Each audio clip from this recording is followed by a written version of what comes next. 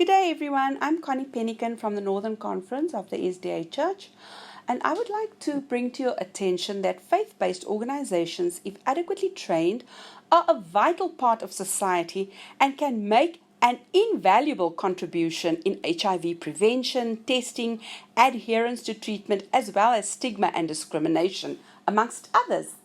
Since the Christian religion forms the largest percentage of faith-based organizations in South Africa, the Northern Conference of the Seventh-day Adventist Church falls into this category and has about 168 churches in Gauteng and the surrounding areas.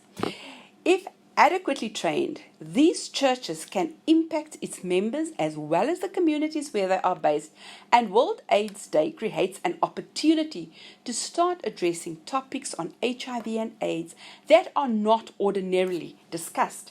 South Africa has in excess of 7.7 million people living with HIV, and as part of the 16-day Activism campaign opposing violence against women and children, it is important to mention that young women between the ages of 15 to 24 make up 37% of new infections in South Africa.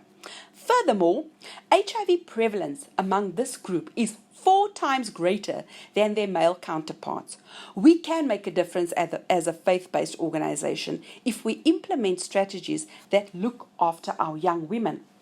Now, according to the AVID website, poverty, low economic and cultural status of women, and gender-based violence are mentioned as reasons for the disparity in HIV prevalence between genders.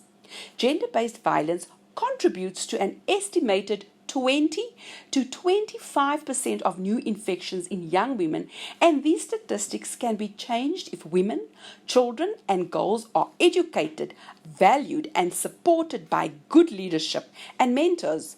In South Africa, where HIV prevalence and incidence is the highest globally, prevention strategies are key.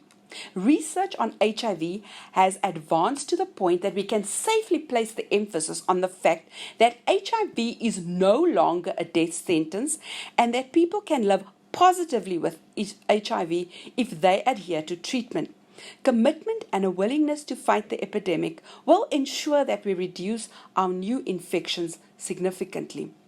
These objectives can be achieved by having support groups to assist with prevention, adherence, accountability, and emotional support.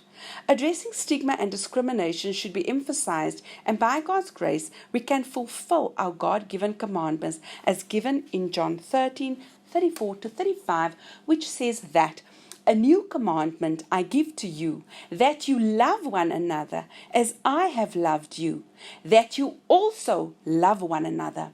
By this all will know that you are my disciples, if you have love one for another. Currently, it seems that we lack this love as a people, and in order to address gender-based violence and HIV, love and respect has to be demonstrated within the family. At this point, it is vital to mention that gender-based violence can be switched so that men are the victims in some relationships as well, even though it is in the vast minority. What the Church and South Africa needs to eradicate gender-based violence and HIV is a loving country, genuine, serving love for one another, which begins in our homes.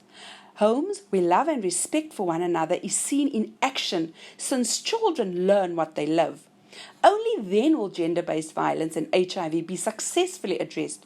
What greater love was demonstrated by Jesus when he laid down his life so that we can be saved? That was truly love in action. So what can we do?